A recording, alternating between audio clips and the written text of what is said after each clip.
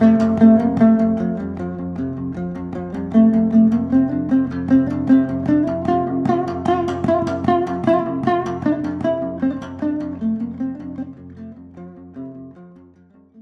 бүгін қазақтың ұлттың ойын ойып бастаймыз. Бес тас деген. Бес тас деген мен тасты бес-бестен әрқайсымыз бөліп аламыз.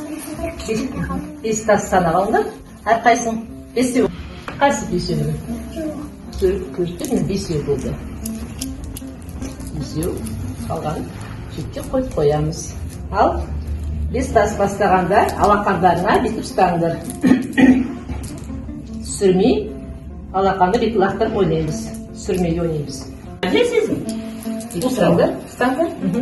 И ақырында қолдың сыртына жинаймыз. Опа.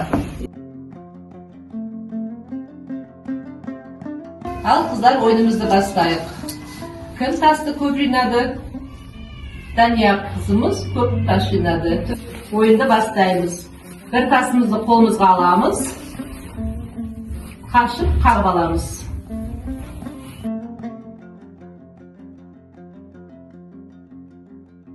Ал келесі ойынымыздың шарты үйшікке жинаймыз.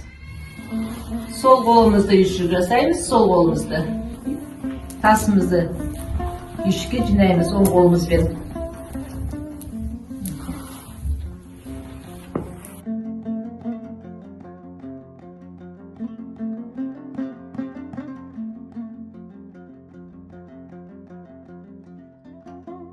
Апа, sizin oyunuz öte күшті екен, өте рахмет.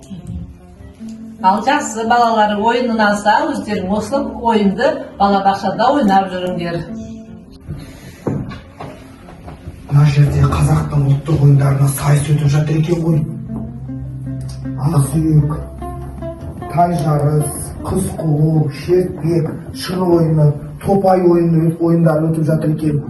Менің де асық ойын ойнағым келіп кетті ғой. Балалар, сендер қандай асық ойын ойнап отырсыңдар? Қанолшы. Жарайсыңдар. Асықтың қандай ойын түрлерін білесіңдер? Атап беріңдерші. Сіз ойынды қанталап байсаңыз деп. Жарайсыңдар. Балалар асықты ерген кезде әртүрлі болып түседі. Қалай түскенін атап беріңдерші маған. Ақсақ. Тайкен. Аха. Шөп. Ой, жарайсың.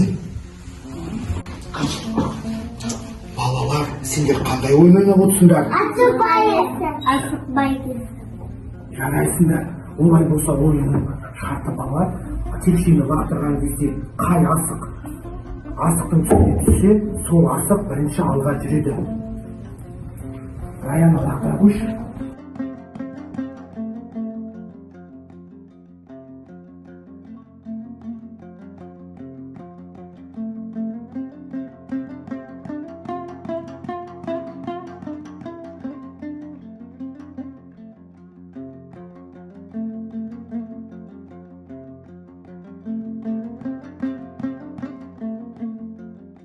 Бүгін біз қазақтың ұлттық ойыны қанталапай ойын ойнаймыз. Ойынның шарты: мен асықты ортаға шашқан кезде қызыл асық кімге бұйырса, сол хан атанады. Бізде хан атанды бүгін Рамазан. Балалар, қазір біз асықты тізіп қойып, асықты дәлдеп атамыз. Рамазан бірінші атады. Қалған балалар асықтың санына байланысты қатарға тұрып дәлдеп атады.